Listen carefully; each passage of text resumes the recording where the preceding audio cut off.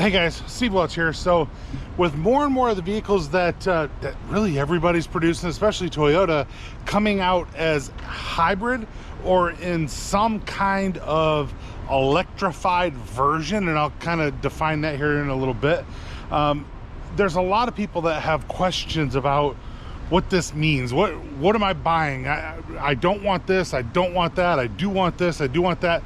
How do I tell what the difference is in an easy way? All right, there's a pretty easy answer there. So there are some vehicles, and I'm gonna kind of gear it towards Toyota because I got some literature about that could help us. But there are some vehicles that are only produced in hybrid, like this Camry behind me. All right, the Camry is only produced in hybrid as of 2025. The Sequoia, well, the Sequoia is a hybrid max system that is shared with the Tundra, but the Sequoia doesn't have a non-hybrid system. But that hybrid system's not built for economy, it's built for power. So you've got a hybrid system that's not really a hybrid system, right? And then you get something like this Grand Highlander behind me, right? Well, you could have a hybrid, a non-hybrid, or you can have a hybrid max, and you're going, all right, I don't know what's what. I don't know the difference. How do I know what I want, right? And what you want is really based off of your needs, of course, but you kind of have to know what you're looking at. So I'm going to try to help you with this. So at least in the Toyota realm, right? There's just a regular combustion engine, no electricity to it, just a regular vehicle, right? So you're going, okay, I want a regular gas RAV4, right? We're in 2025 here, so they're still offering the RAV4 in gas, but they'll be hybrid or plug-in hybrid only going forward, right? But for now, right, at least for right now, this kind of gonna give you my little help here. This one right here is a non-hybrid, right? One behind me is a hybrid, and you're going, well, they look identical, right? This white one, it's a non-hybrid. Well, that's identical too. So tell me what's going on, right? Hybrids now, what Toyota started to do is they've started to add this little thing that says HEV on the bottom here, right? So if you see HEV, well, what's HEV? So it stands for hybrid electric vehicle, right? Well, the problem that you have with calling it a hybrid electric vehicle is that now that becomes even more confusing to a lot of people, because hybrid electric makes people think, there's a lot of people out there that don't want electric cars. They don't want to have to plug in their car, anything like that. So people go, oh, it's a hybrid, it's an electric vehicle. I don't want that one. I want one of the ones I don't have to plug in. I don't have to wire my house up. I want one I don't want this hybrid electric vehicle because you have to plug it in. You don't. This is a regular hybrid. So a hybrid uses a combination of the gas engine and a battery with there's a motor generator 1, motor generator 2. There's a whole bunch of stuff that you can get into technical, but you're using a gas engine to help an electric engine in slow speeds, and an electric engine to help the gas engine at high speeds. You never have to plug it in. When you slow down, it uses something called kinetic braking. It grabs back energy while you're slowing down. So it grabs some of that energy back, if it can, get you about 40 miles a gallon, right? Whereas, depending if you have an all-wheel drive or not, like this one right here, gets you about 33. So this one's all-wheel drive, right? Southwest. So this one's all-wheel drive. It'll get you a little bit better fuel economy by about 7 miles a gallon over the all-wheel drive version over here.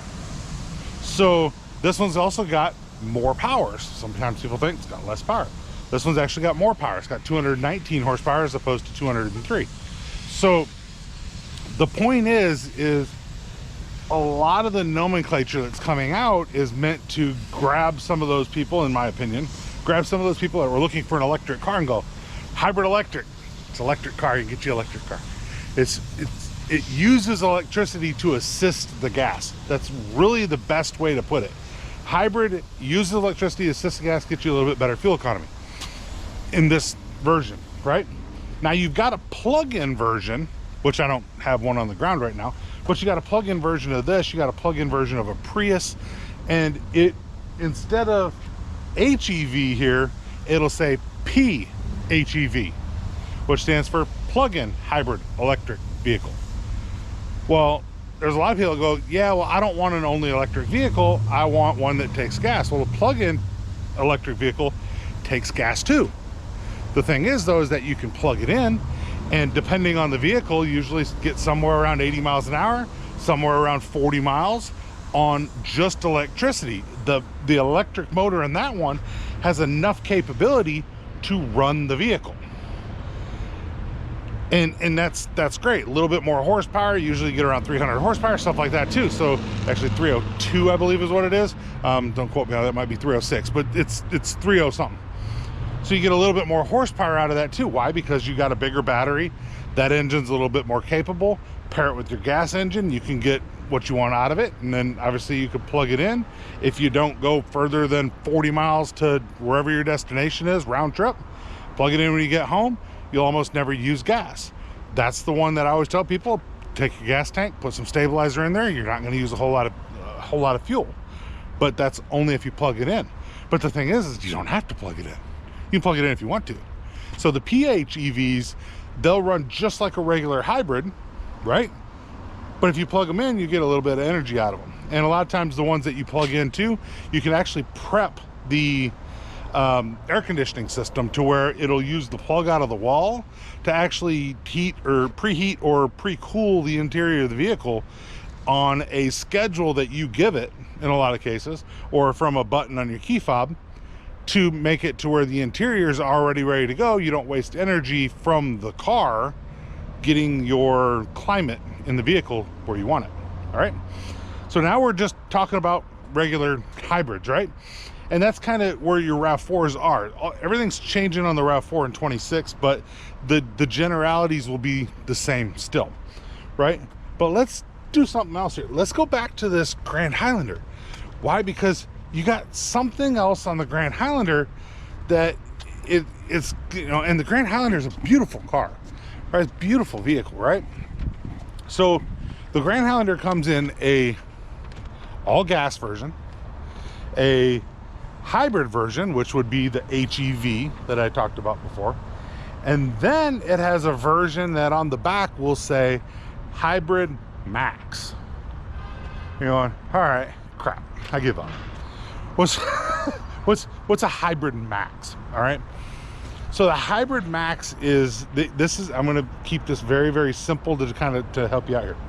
The Hybrid Max version, just like I was talking about on the Sequoia, is tuned for power. It's not tuned to save you gas. And in all reality, it's really not gonna save you much gas at all, if any, even though you got the power, right? You got the electricity. But you got a hybrid version of it, and you're going, all right, well, the Max version gets me 24 miles per gallon. How's the hybrid version get me 34 miles per gallon? And I'm in the same car, and they're both hybrids, but one says Max and one doesn't. Well, you kind of get where a lot of the confusion starts to come in, and why I'm kind of making this video here. So the Hybrid Max gives you power, the 0 to 60 times better, the off the line is better. I mean, it will literally drive like a sports car. That's how it's tuned. That's pretty much what the Hybrid Max system is going to give you. We could go into the intricacies of it, but that's not the point of this video. I'm just trying to give you a generality, right? The regular hybrid system, well, now it's doing things that hybrids do. It's trying to gain back electricity. It's trying to do all the normal stuff to save you as much fuel as possible and not necessarily give you the amount of power that you would get out of a Hybrid Max, right? So that you got that on those vehicles. You can get that on the Crown, right? The Crown sedan. You can, you know, you have a Platinum, you got a Max, you got a regular one, you got different horsepowers, you've got things like that, but you're still the same thing. If you see the word Max on it, Hybrid Max, then it uses the electricity to maximize the power, not the fuel economy, the power, right? If you see hybrid electric vehicle, plug-in hybrid, then it's using it to maximize the fuel economy, right? So you see iForce Max on this Tacoma right here, right? So you're saying it's a Tacoma, right? This is a Tacoma hybrid, right? But is it a true hybrid? I mean, not in the sense of the word that a lot of people think, right? It's not meant to, it's not that kind of hybrid. It's built for additional power on this frame. Why? They went to a 4-cylinder turbo. So in your Tacoma, you have a 2.4 liter turbo, all right? Well, your RAV4, you've got the 2.5 liter non-turbo, right? So non-turbo, turbo. So this one, realistically, what you're trying to do is you're trying to get 6-cylinder power out of this 4-cylinder engine, and it works. It's got the same horsepower, right? But now when you put it with the Hybrid Max, this is a parallel hybrid system. So in your trucks, the Sequoia, all those, it's a parallel hybrid system. It's built within the drivetrain. So anytime you see that Max system, it's kind of an extra, it's an extra motor built within the drivetrain to give you a push. Like I said, I'm trying to stay out of the total technicalities to just give you a general, right? And hopefully I'm doing that. I'm trying my best to, I mean, I'm a technical person. I'm very, very much trying my best not to get overly technical in any of these, right? But so I'm gonna walk over to this one, right? So you got two different Tacomas here. There's no badging on the back there other than just your regular badging, but you'll see down here, once again, it says iForce Max, right? It's maximized for power. You'll get extra power out of this one as opposed to the other one, right? You're over 300 horsepower. I think it's 326. I'll put it on the bottom of the screen if it's other than that, but you get extra horsepower on the regular Tacoma as opposed to 280, 289, somewhere around in there. I'm close, all right? So just know that. So you had extra horsepower in the Max. Why? People want it, right? It's a different version of the same car that's electrified to give you a boost. Is it a true hybrid? No, it's not. It's not meant to save you any kind of fuel like that, right? So now Toyota gives you two additional powertrains that you can get in their vehicles, right? And one of them is not normal to this area, so can't talk a ton about it, but I do know about it. But the other one is the battery electric. So it's called the BEV, battery electric vehicle, right? So you saw that you had HEV, hybrid electric, still uses gas. The plug-in hybrid, PHEV, still uses gas. Obviously the normal one still uses gas, right? We were talking about the RAV4, still uses gas. And then you get into the Maxes, and then you have your battery electric vehicle. The battery electric vehicle is only charge, no gas, right? It's built for efficiency and to have nothing that comes out of the tailpipe emissions wise. Notice they don't call them emissions free. There's, producing electricity somewhere makes the emissions, right? But out of the tailpipe, it's zero. There's no emissions out of the tailpipe. But you have to plug it in. You can use charging stations, stuff like that, but it has to be plugged in. You can't just use the car and go to a gas station and plug it in, right? You have a charging station, maybe at your house, whatever. You have to do that. That's a full-on battery electric. So that's what a BEV is. Currently the only one that Toyota has that's a BEV is the BZ4X, which is going to be called just the BZ going forward, which stands for Beyond Zero, which talks about the getting to beyond zero carbon emissions. That's what that is. Now the new CHR has been announced for 2026. Haven't seen one yet, but those are supposed to be re-released and come out as of 2026 for as of 2026 the new.